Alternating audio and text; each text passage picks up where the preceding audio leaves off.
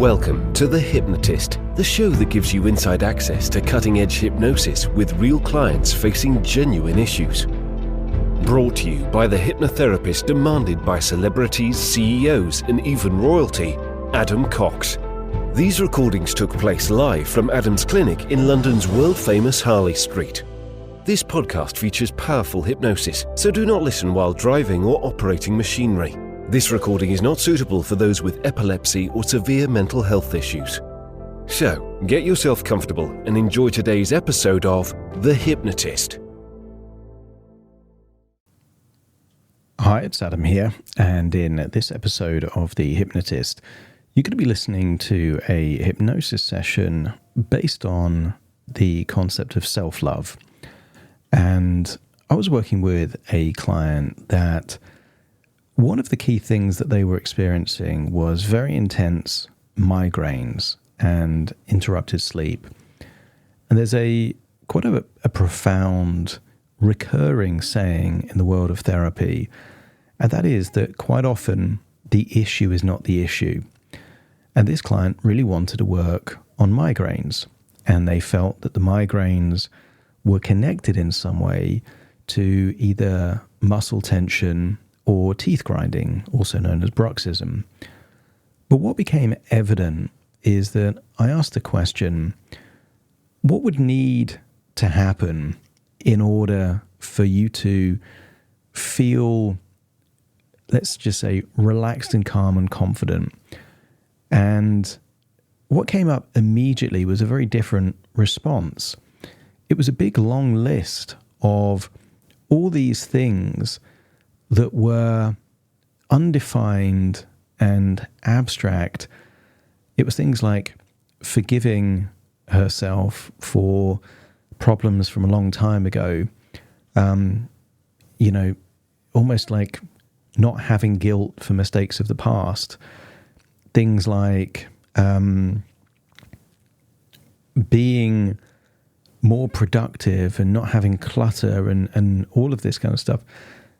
And what it became obvious pretty quick is that there were feelings of a lack of worthiness, that she didn't feel worthy to be happy, didn't feel worthy to be accepting of self-love, because there was a long, long criteria of what would have needed to have happened in order to be worthy. One of my belief systems is that sometimes the body tries to communicate in whatever way it can to create a change. And sometimes that might be some kind of gut feel or some kind of sensation. Sometimes it is pain, like migraines, to try and create some kind of a change. And it was obvious that there was an unwinnable game being played there. And what was interesting is that their mother really felt unconditional love for their daughter, but they didn't consider themselves in that same way. For them, they had to be almost perfect to be worthy of love, and only then would it be acceptable to live a life on their terms. And I see that pattern in weight loss a lot. A lot of people are trying to lose weight to be happy without realizing that the winning strategy is to happily lose weight. And in this case, it was to lovingly make progress in their life. Because sometimes, if there's a feeling that everything needs to change in order to be worthy, well, how do you do everything? It's an impossible thing, so you don't even start. But doing something normally creates momentum, which creates even more momentum. So there's a few things colliding in this particular hypnosis session. It's a self-love hypnosis session. It's a migraine hypnosis session, but it's also an element of anchoring resource states. And one of the resource states in this session is the idea of seeing themselves in a way worthy of self-love, and then accessing that state where they don't need to be perfect, and they don't need to have everything done, and they don't have to have everything fully organized to be worthy of love. And that sounds obvious when you say it. If you said, 10% of the world has to die who's worthy and who isn't, that would be a horrible decision to make. But you certainly wouldn't have people that have regrets from their past or are just disorganized in that unworthy column. So the idea that someone could be unworthy just because they've made mistakes. Everyone's made mistakes. Everyone's got regrets. The important thing is to learn from them. So there's a few things happening here, but at its core, it's about self-love. And I would say love is one of those things like happiness and any other kind of resource that you can put to use, like money, for example. You can't really have too much fun. You can't have too much money. You can't have too much happiness. And I would say love is one of those things that, particularly if it's self-love, you don't really want to put limits and conditions and restrictions on that. Why not have the more you can, the more the merrier? So that's really what this session's all about. If this feels like it's nearly there but not quite, and you want something more customized, click the link in the show notes to schedule that free consultation call with me. For now, though, find a quiet, comfortable place where you won't be disturbed, relax, and enjoy the session.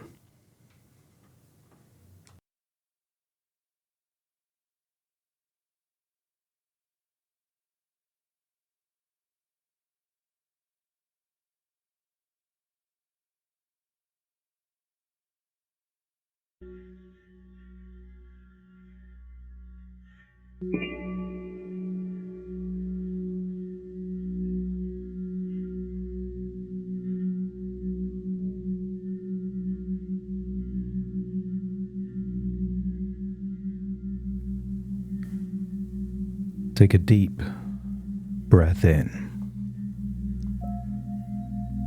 And as you breathe in that calm, slow, relaxing breath. And as you breathe out, allow your eyelids to completely relax as you focus on the muscles in your jaw and release tension and feel that tension leaving your body in that outward breath. Breathing in a feeling of serenity, calmness, and relaxation. I want you to imagine tension around your body like ice. Think of tendons and muscle tissue and imagine them frozen solid. And I want you to imagine the most beautiful sunset you've ever seen. Remember where you were and remember the color of the sky and the sun during that sunset.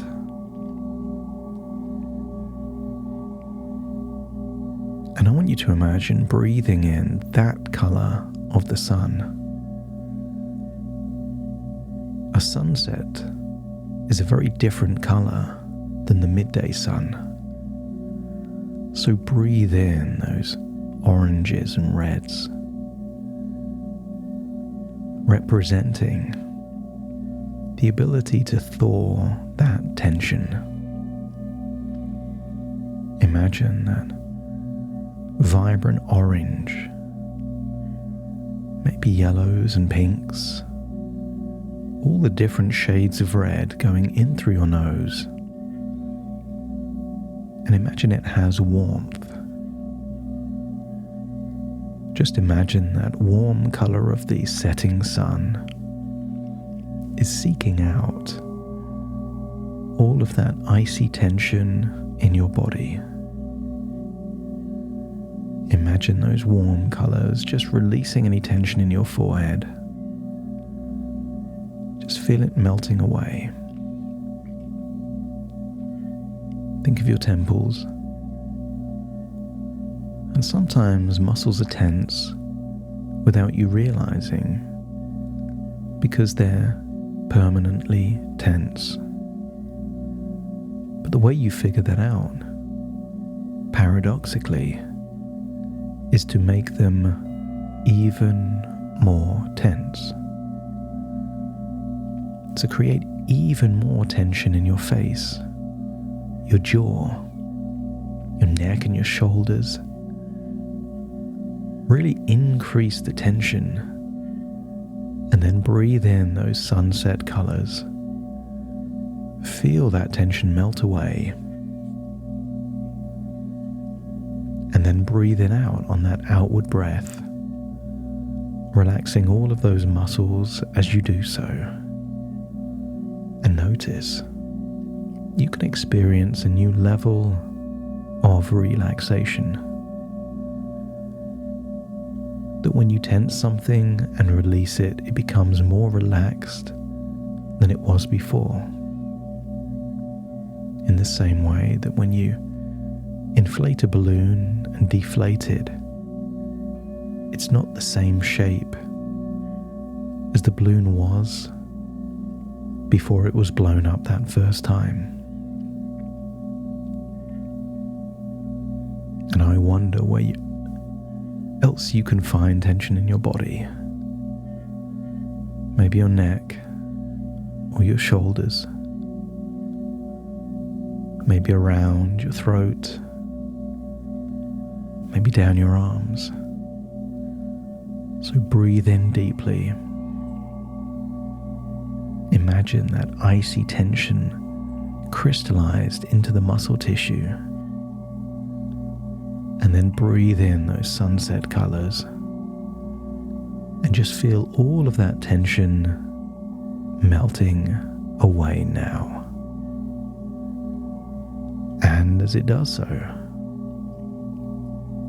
feel a wonderful sensation of release. That you really are letting go. That's it. Feel a lightness, a looseness, as you continue to breathe in those warm, vibrant colors and see that icy mist leaving your body in that outward breath, giving you evidence that tension, stress, and perhaps other things as well are leaving your body. Maybe you can allow shame to leave your body in that outward breath. Maybe regret. Maybe guilt.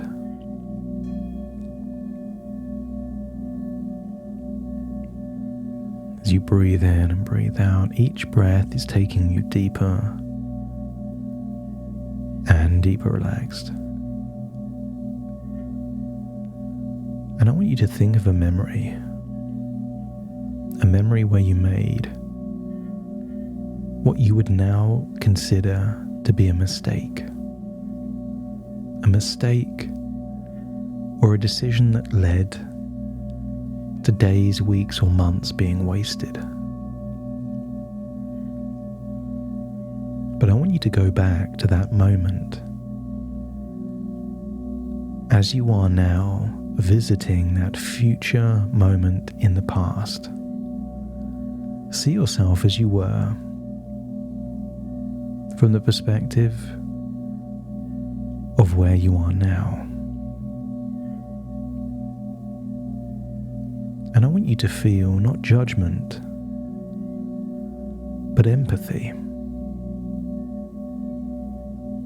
Maybe what you know now is different to what you knew back then. I want you to get a sense of what was going on in your world at that time. And one of two things will happen as you observe this moment of regret or waste. Maybe you will find understanding or empathy with how that decision was made. Maybe it was driven by emotion. Maybe desire or fear. Or maybe the empathy is you were doing the best with what you had at the time. And maybe back then you had less experiences to make good life decisions. So search yourself for that empathy, that perspective. Or maybe you just made a bad decision, in which case, extract all of the wisdom from that experience. As an observer, you have the ability to not just know what happened, but know the implications and chain reactions of what happened. To extract all of the wisdom, all of the insight, knowing that you can go back to this and think of a different moment in time and extract all of the wisdom and insight from that different memory, but for now focus on one. And when you feel that you've reached that equilibrium of empathy and understanding, but also simultaneously insight and wisdom, let me know by nodding your head. And therefore, in that moment, I want you to freeze time so nothing moves except you and the version you were back then. And I want you to feel a complete sense of forgiveness for that younger version of you. But forgiveness without wisdom is meaningless. So have that conversation with that younger version of you. Let them know that you are from the future, and let them know the consequences of that choice, that decision, or maybe lack of a decision. Maybe it was inaction that caused the issue rather than an action. Let them know all of the ramifications, and then forgive that younger self.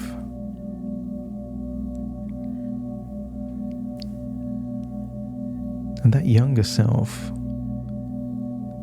may not even realize or think they've done anything wrong, and yet you can forgive them anyway. But more importantly, tell that younger version of you that they are loved, that they are deserving, that they are worthy, that everyone makes mistakes. The important thing is to learn from them. And if you've reached that place of forgiveness, let me know by nodding your head. That's it. And as you experience that forgiveness rippling through time from the past to the present, I want you to feel even more tension leaving your body. There is a lightness, a freedom, a looseness rippling through tendons and tissue there in your body. And I want you to think of a location that you've been having migraines. And as you think of that location, just imagine a sensation of what a migraine might be in that location, and just dial it down, shrink it down, make it feel less. And I want you to get a sense that the more you extract wisdom and insights from your past, and the more you forgive your past and anything that came from it, the more you are acknowledging that you are human. We all make mistakes, and mistakes are fine if we learn from them. We all have regrets, but if regrets shape the present and the future, then they serve a function. You learn more from your losses than you ever do from your wins. And get a sense that you're becoming wiser, but also feel that you are worthy of love. And I want you to think of a place with a full-length mirror. And we're going to call this mirror a mirror of worthiness and self-love. And in this mirror, you can only see a reflection,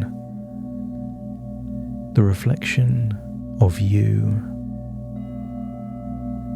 that you love, admire, and respect exactly as you are. No conditions, no criteria, no rules. And I want you to get a sense that you are looking into that mirror now. And I want you to focus on all of those things that you admire about the person you see. Maybe it's their resilience, their integrity, their characteristics, their personality. And the more you spend looking into this mirror, the more there is to notice. All those attributes you respect, admire, and love. That's it.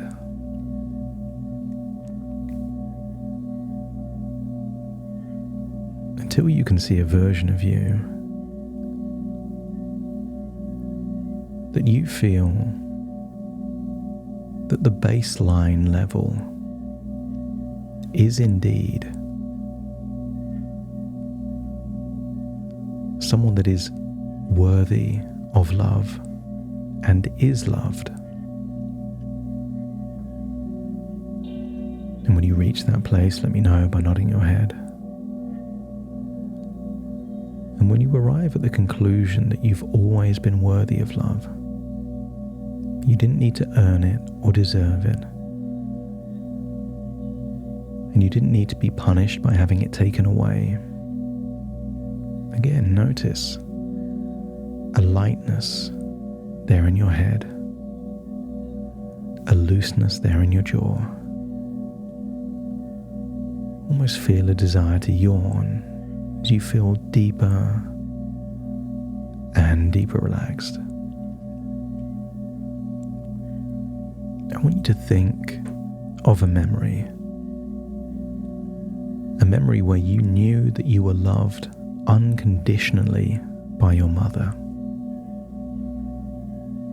And when you can think of that time, let me know by nodding your head. A time when the intensity of that unconditional love was at its highest. I want you to see your mother and see that younger version of you. But this time, step into your mother's body, seeing that younger version of you only through the eyes of self-love, unconditional love, complete acceptance.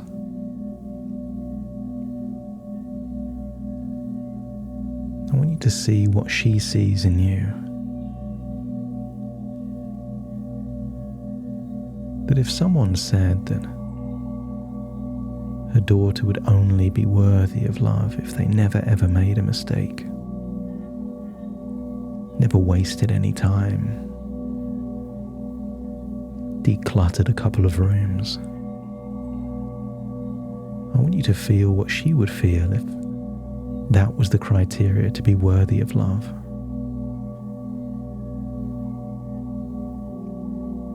And if it now feels almost ridiculous to have arbitrary criteria to be worthy of a basic human right, let me know by nodding your head. I want you to hug yourself the way perhaps your mother hugged you back then. And then switch perspectives and feel that unconditional love. Feel that hug from your mother, knowing there is no criteria and conditions. And notice how good you feel. And when you feel this good, try your hardest to feel the sensation of a migraine. And notice that you can't do it. That when you feel loved unconditionally, the migraine isn't there. And I wonder if you're willing to play the role to yourself, the role that your mother played for so long, the giver of unconditional love. If you're willing to now become the torchbearer of that love, let me know by nodding your head. And I want you to think that the love is always there, but you can just enhance that love, that acceptance, whenever you forgive yourself. Whenever you make progress in any area of your life. You don't need to do that thing to be worthy of the love. It just enhances the love you already feel for yourself.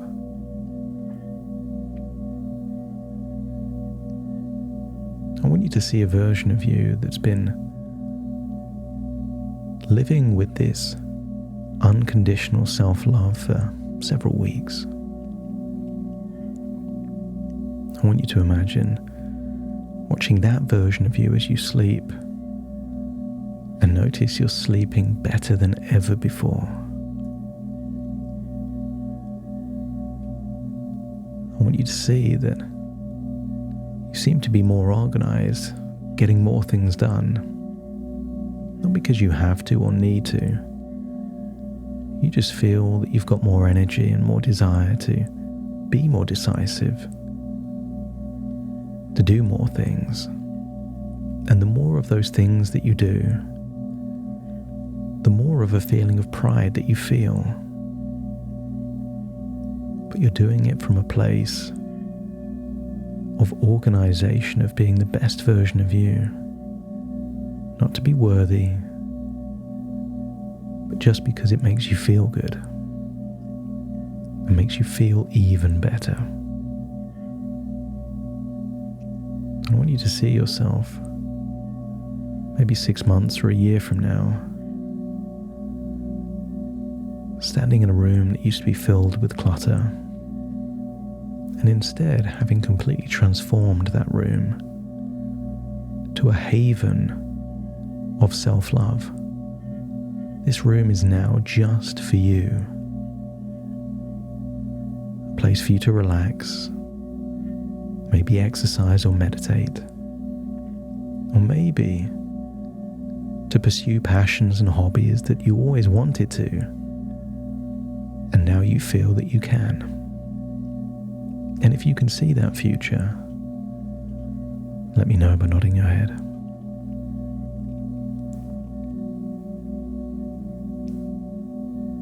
From this point forwards, a migraine is not a problem. It's a messenger, a nudge perhaps to forgive yourself more, to love yourself more, to do more of those things that will mean that there are fewer regrets in your future. And whenever you listen to the migraine and do those things, the less frequently the migraines will appear. I want you to consider that a migraine now is your own personal life coach. If there's a migraine, it means there is an empowering change that you can make, but not to be worthy. You are already worthy. It is simply to enhance the quality of your life. And if you're willing to perceive migraines in that way now, don't be surprised if in a few weeks or months you've made so many positive improvements and changes that the migraines simply aren't needed anymore. And if that feels like it's a empowering, helpful way to think of them, let me know by nodding your head. And so it is that you do think of them in that way.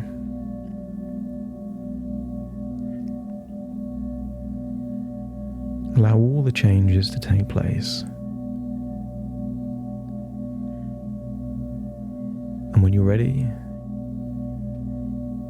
to be counted up from 1 to 10, as someone that loves themselves unconditionally, accepts themselves unconditionally, that wants to raise standards, not to become worthy, but just to enhance the quality of your life, let me know by nodding your head.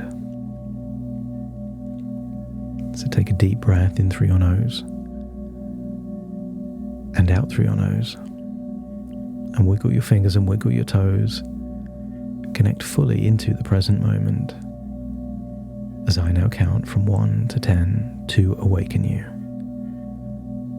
Starting to count. 1, 2, 3, waking up. 4, 5, 6, more alert. 7, 8, open your eyes, open your eyes. 9, 10, wide awake, wide awake, wide awake.